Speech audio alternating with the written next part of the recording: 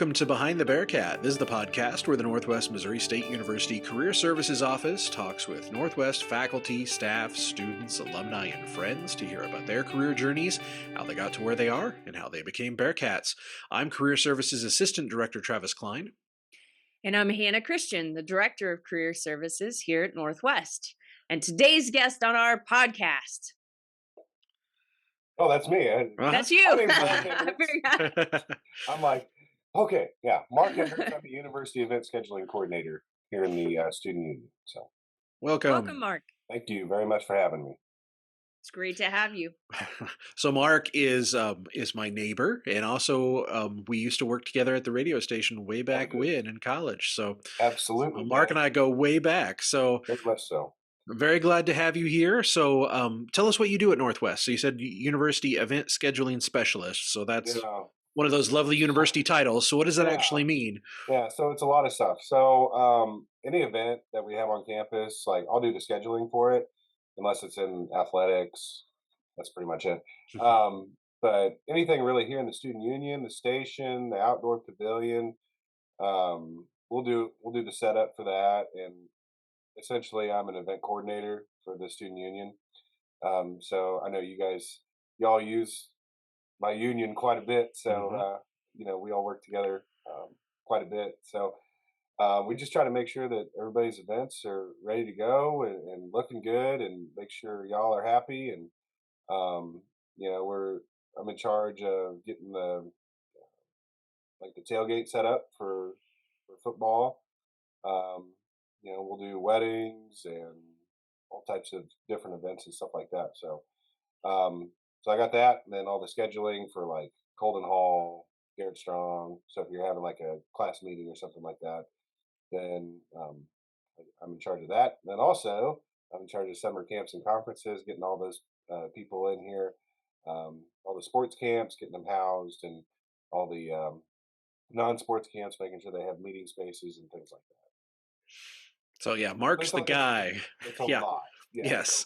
Mark's the guy. If you need a place, you call Mark and he takes care of it. So that's how that's what I tell people. It's like Hendrix is the guy. You just call him when you need things and he takes care of it. So So let's go way, way back. How did you come to Northwest? Tell us the story of young Mark and how he found Northwest. Well, I was born April 3rd, No, we're not going to that far. I'm a townie.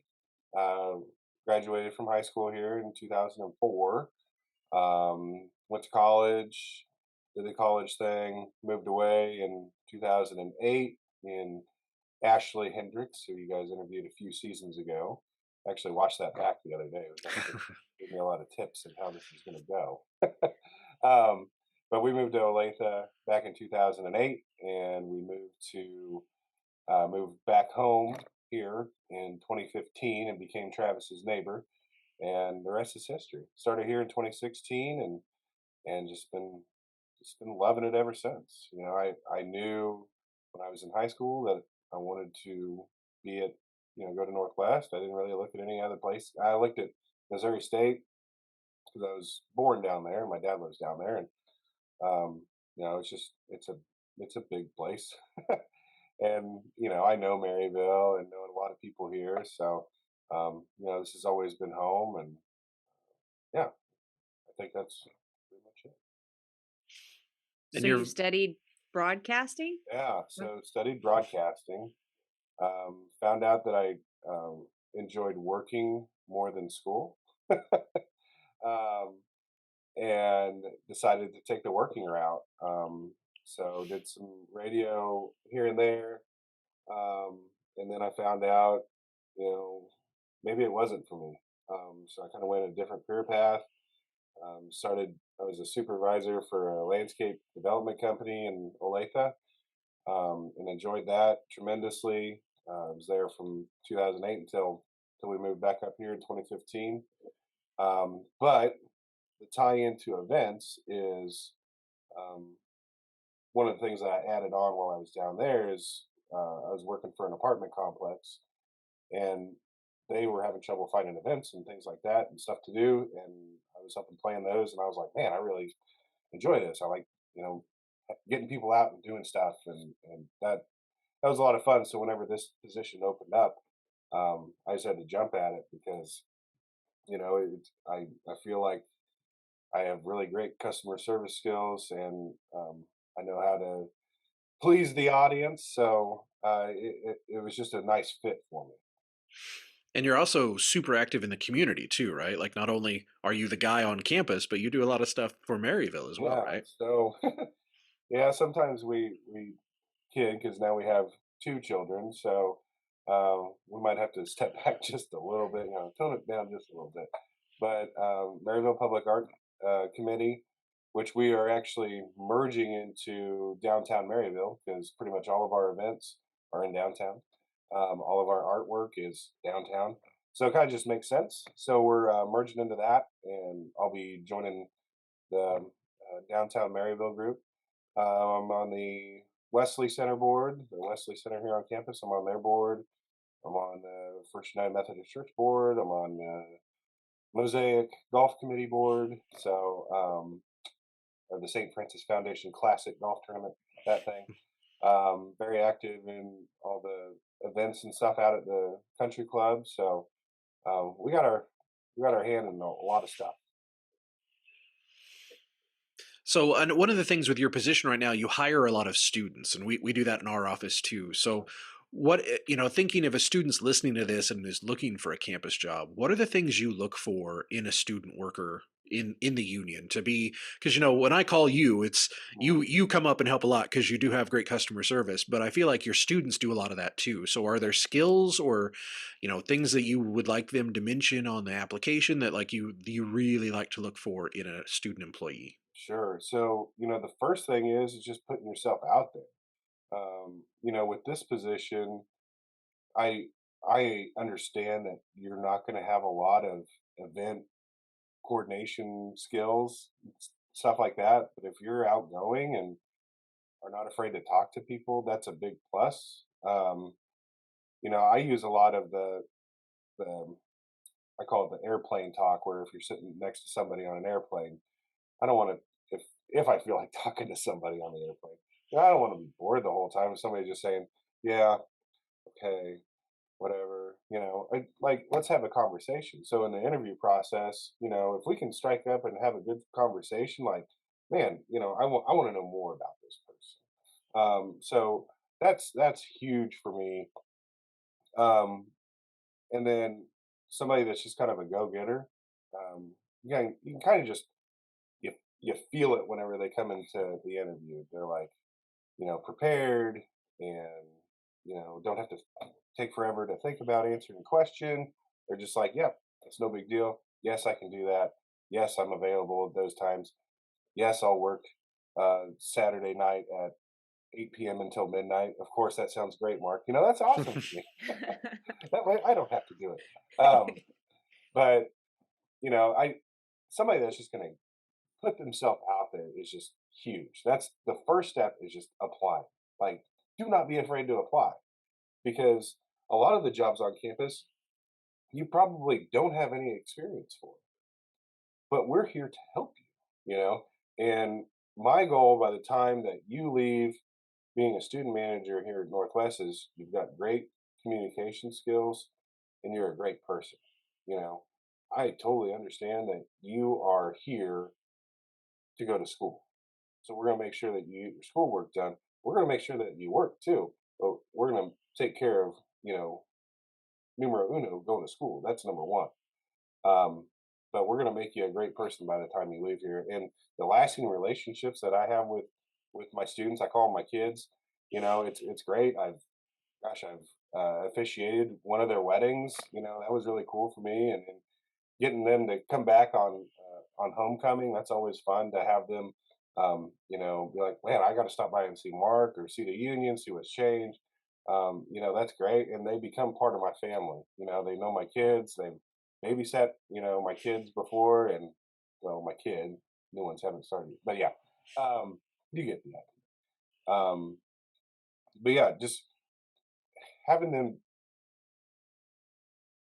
I guess, take in all that is of the Bearcat family, because it's not just all right, you're here, Thanks. Bye. Thanks for your money. Mhm. No, we don't do that here. We are a family and we preach that. And I want them, as soon as they come on campus and they start working for me, working with me, that's they're part of my family right off the bat. So To kind of go along with that, not just like what types of skills or relationship sort of attributes they bring to the job, but what types of things do they learn when they're working for you as a well, student assistant? uh, that first thing is just the customer service, the communication piece.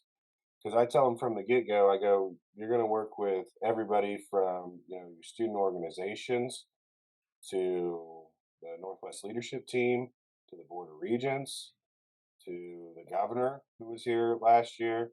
We'll have outside, vendors that we'll have come in, um, outside customers such as like weddings and birthday parties, and we had a pageant last year.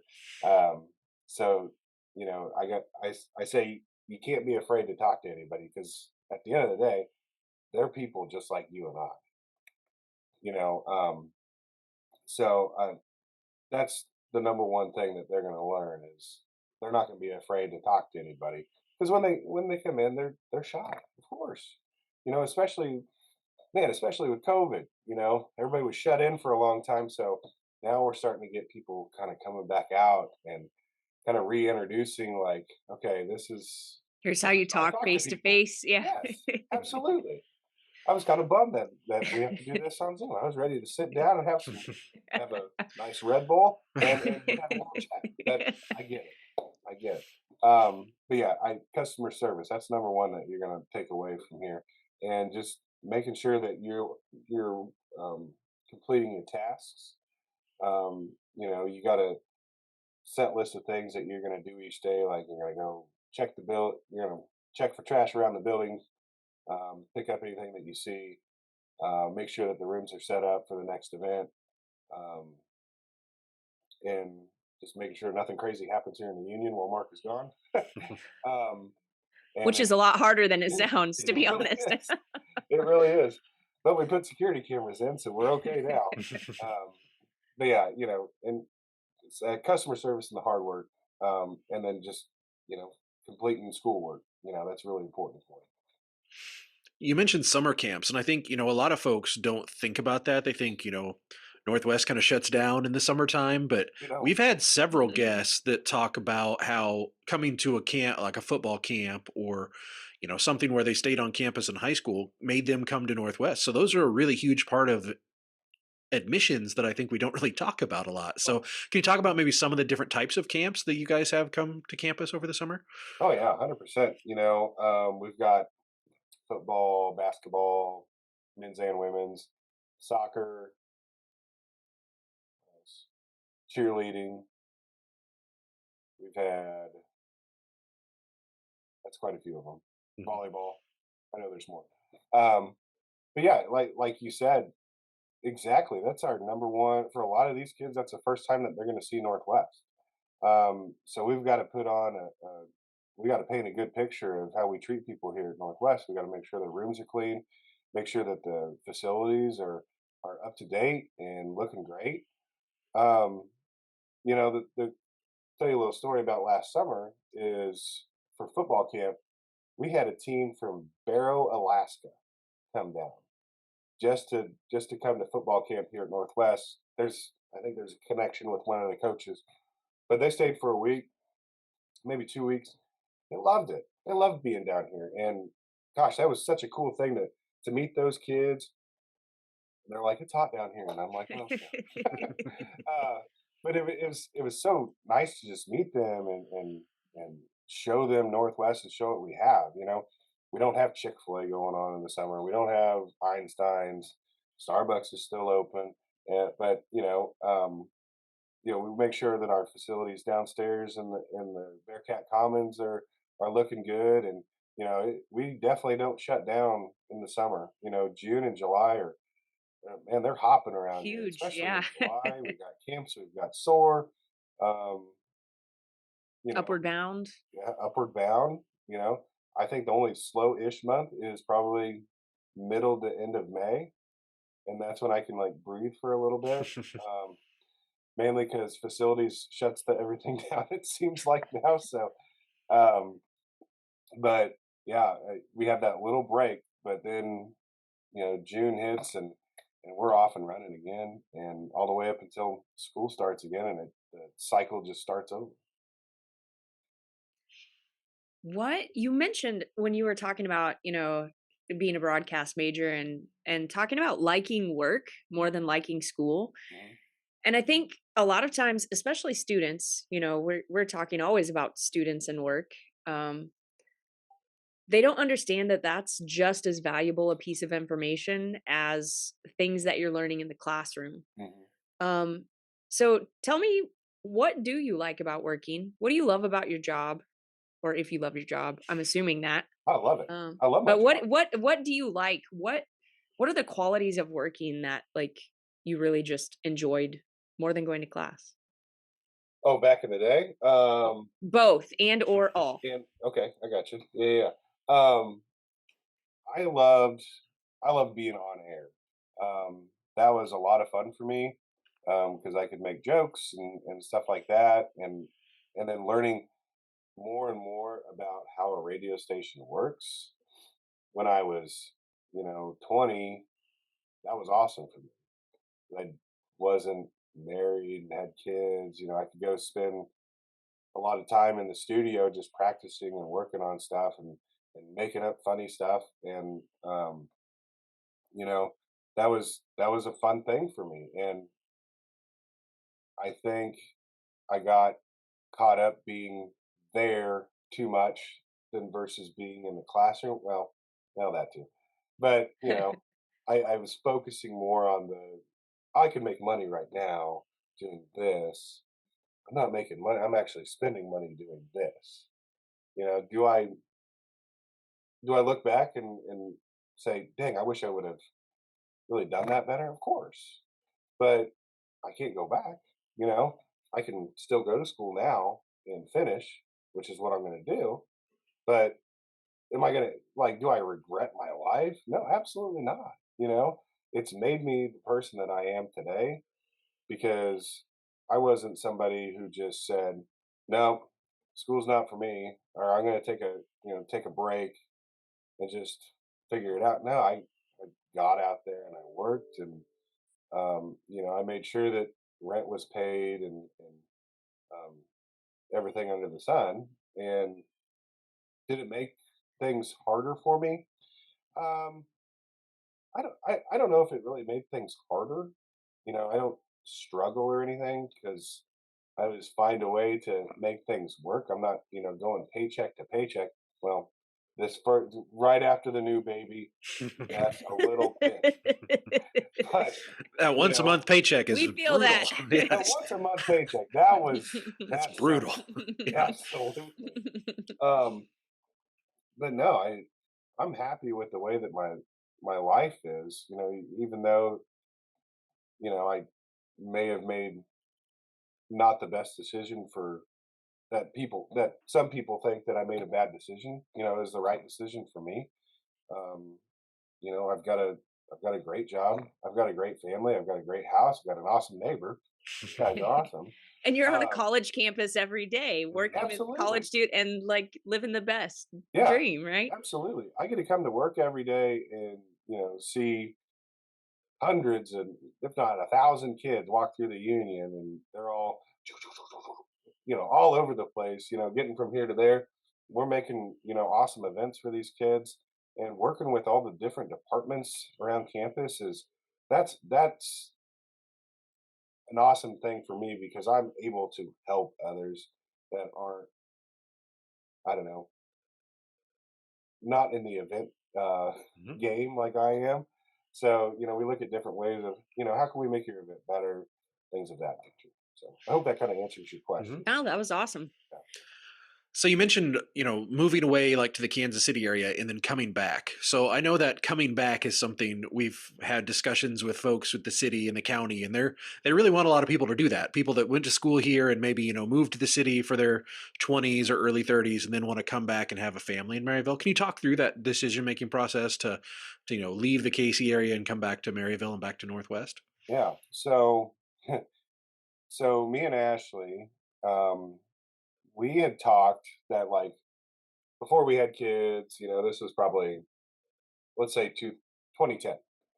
We said, man, love to retire in Maryville, get a house right by the stadium so we can go to all the games and things like that. 2015 rolls around and Ashley says, hey, I'm going to apply for this job at Northwest. I'm like, okay, well, I thought we were going to wait till we retire, but I guess, I got family here. So, of course, she got the job. And at first I was like, oh, gosh, I was really enjoying, Kansas City. But I also knew that paying for a family in Kansas City is a little bit different than paying for a family in Maryville, Missouri. Um, so we jumped at it. We're like, let's let's pack up, let's move. I mean, we just had an apartment. We hadn't bought a house, um, but we always knew that Maryville was home. Northwest is our home. We knew that we we wanted to raise our family in a town, if not Maryville, a town like Maryville, something like a Platte City or Smithville, something like that. Um, but Maryville was just the right fit for us. Um, it's always, we always have a great time whenever we come back home, and um, you know, so we made the move and started looking at houses, and lo and And behold, lo and behold. a house a block away from the stadium opens up, and another lo and behold, my neighbor is Travis Klein. So it just it's a God thing. It's if you do that, it's a God thing for us. And um, Why wait till retirement? You can yeah, live a block exactly, from the stadium right now. exactly. So Ashley's like, well, should we start looking for a new house like today? She's like, should we start looking for new houses? I thought I'd rather just tear my house down and just build it on top of it. I love my location. I love my neighborhood. So, um, but yeah, I mean, you don't have to live in a big city to make a difference. I feel like I can make a difference more here in Maryville versus being just another person in Kansas City. Um, there's so many different things like we talked about earlier that we do for the community. And it's not to say, wow, I'm a great person or anything. It's because we're all in this together. I want to make Maryville a better place. I want it to be a strong place where my kids can grow up and where more families like, all of us can be and still have the same opportunities that those in Kansas City have. We do a lot of the downtown stuff right now. You look at Kansas City and they're having, Fourth Fridays down in Westport, or, all the different stuff. A couple weekends ago, we had music in the downtown park, that new pocket park that we built. It was fantastic, and the that downtown board and the city have really, have a great partnership of, wow, let's start really doing some stuff. Let's invest in our town more, invest for these younger families, so we can make this a, man, Maryville is a great place to live. It's not just a podunk hillbilly town. Mhm. No, it's more than that. And it's a town for that anybody can come back to and find a place to work. And it benefits everybody. If downtown Maryville improves, then Northwest improves, and when Northwest improves, Maryville overall improves. So it's really kind of building each other up, and I think it's funny that it's taken a while for all of us to kind of figure that out. That Right. that we not we really are kind of very connected, not just because of where Northwest is located, but really like downtown Maryville in the last 2 years has changed a lot, and Northwest has changed a lot in 2 years. And there is a connection between those two that, when Absolutely. families come on tour, they come to that summer camp and they see things like Black Pony and they see the art and they see the stuff going on, the events, like it becomes more attractive and then they want to live here. And we all win when they do that. So, yeah. Absolutely. I mean, and I look at the future of Maryville, and gosh, it's so bright. We have a lot of great events that are coming up. Um, you've got Glitz and Glam, which is coming up here in a few weeks. It might air. This might air after that. But you look at like Halloween. We got Homecoming. We got Halloween. Mhm. We'll have trick or treating in downtown, and we'll have trick or treating out here at the Res Hall. And my kid gets so much candy, it's ridiculous. That is, we're gonna have to hold on a second. That trick or treating in the dorms is legit. If you Oh have yeah, little kids, it is so for me as an adult, like to watch the college students and how Mhm. much fun they have giving candy to the little kids. That is like beyond anything that you've ever seen before. I cannot wait for my. She'll be 4 months, so I can't wait for my 4-month-old to go trick or treating this year, so I get to have all of her candy for the rest. Because sorry, honey, but she's gonna look cute as a button. Mhm. Ain't that much? Because her mom will get her dressed up. I have no say in that. Um, but yeah, the future. Just there's a there's a moon festival, like a music festival coming up here. I think it's here not this weekend, but the following weekend on the 8th. So we're going to see what happens with that. It's a Make It Maryville um, great thing that they have going on. So there's a lot of great partnership going on. We're going to bring back Art Rhythm and Brews coming up May of next year. And we've got a lot of interest in that. I know you guys are great fans of that, so Mhm. we're really excited to kind of do some new stuff with that. If you don't know what Art Rhythm and Brews is, for not for you guys, but for all other people, think of like the Plaza Art Fair, something kind of like that, where we're supporting the art. We're going to have some local artists and that are going to have art for sale there if you want to buy some art.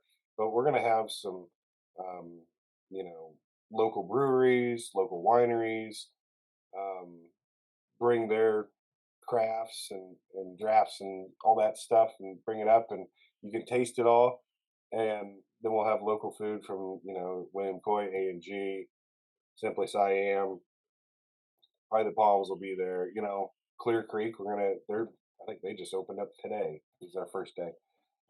So we're gonna have a whole bunch of stuff that it's kind of just a taste of Maryville and surrounding areas. But, that's a really fun event for us. Awesome. That's Mhm. incredible. One other thing I wanted to mention, a little wiki skill that you have, a little side thing for those who don't know, DJ Mark. He has really good taste in, you know, music. So talk a little bit about your little hobby of DJing and just and Sure. I say that, not just that, but like the walk on music. So I was the Mhm. MC for the Student Employment Awards last year. Mark Yeah, has a legit walk on like catalog for every single absolutely. person who walks up on the stage like that. And that is a gift. People don't really realize that Mhm. like that is a way of approaching an event, right? I mean, Mhm. it's Student Employment Awards. People can walk up and talk all day long, but like those little extra things that make an event, Yeah, whether as a DJ, it's a dance for a party, or an event that you have where you just have walk on music for everyone who comes up. Just talk about like your love for doing that. sure. So, with the walk up music, I always thought like I always enjoyed like whenever I was in high school and we were playing baseball, walk up music. I was like, oh man, Thunderstruck, ACDC, let's go, you know. Um, but I kind of feel bad because I think it was the event that you were talking about. I forgot to play a song for Provost Hoyman, and she got mad at me. She's The never only let one with me no go. walk up music. She called you out at the event too. She So, did. She did, and I was like, I had the song, and I was like playing it, and it's like, technology, it's not working. Um, but so we're gonna get her here pretty soon. But yeah, music, man, music's always been a huge thing for me. My dad's been my dad's a musician. he's been well, he's played at Art Rhythm and Blues, so you guys have seen him there. But he's been in like a big band down in Springfield pretty much my whole life. Um, I've actually got to get up on stage with him the past few years and sing with him, so that's been fun. But music has always just been a huge thing in our family. Um, Ashley was, in choir and all state and all district and all that stuff. I was in all district choir, so I can hold a note. We sing with the praise band at church, and yeah, it's it's always been a huge thing. And now Zoe, our oldest, is starting to kind of get into music a little bit, and she's just singing around the house. And I don't know what the hell she's singing most of the time, but it's cute, and I'm sure Izzy will get there too. But yeah, Hendrix Entertainment, absolutely. Uh, so it started off as I had a friend ask me, let's see, gosh, this was probably 2011. He goes, "Hey, we aren't religious, but we aren't religious, but you're like the most religious person that we know, so we feel like you could maybe officiate our wedding." I was like, all right. So Universal Life Church online, boom, ordained. So that was kind of the start of Hendrix Entertainment because um, I didn't really start DJing until probably DJing for money until like 2015, whenever I got smart and said, "Oh, people will actually pay me to do this." So, but since since 2011, I have officiated, let's see, 28 weddings. Um, and then, we are DJing. Like right now, I'm in the middle of 3 weeks in a row where we've got a wedding going on. This weekend, we're down in Amazonia. The following weekend, we're at a farm just outside of town. Last weekend, we were out in Hopkins. I'll be at Black Pony at the end of um, October for their costume party. Um, you know, and then Ashley is my assistant. And I'm like, well, we could make this a, officiant, DJ. We could also make this a graphic design thing where Mhm. she has helped me with some stuff. She helps me with my promotional stuff, but it's just a fun thing for me to do. Man, I love playing music and get people moving around and get out of your seat. We're here for a good time. You know, it whenever you can play like the most ridiculous song, the Macarena, and you get 50 people out on the dance Mhm. floor because, oh, I know that song. You Well, and know, people think those are the same skills as being a radio DJ, but they are mm, not. they So are not. I very much enjoyed being a radio DJ when I have a set, I have my playlist and I just go through it and talk in the middle. But doing a dance and being able to set the pace of a dance and kind of knowing when it should naturally ebb and flow, like that's a whole different skill set that some Oh people yeah, have and some people don't. So like right. I'm terrible at that, but like you're really good at it. Adam Gonzalez, who we had on season 1 of the podcast, is really good at it. So Now it's definitely a different skill. Adam is a like legit DJ. He's he's got the turntables and all that stuff. I'm still working on that. But yeah, shout out to DJ Sir Queen because he's Hmm. fantastic. Um, yeah, if you're ever down in the Kansas City area, go look him up because he'll put on a good show. Hmm. But yeah, yeah, like you said, it's all about finding the right groove and feeling the crowd out.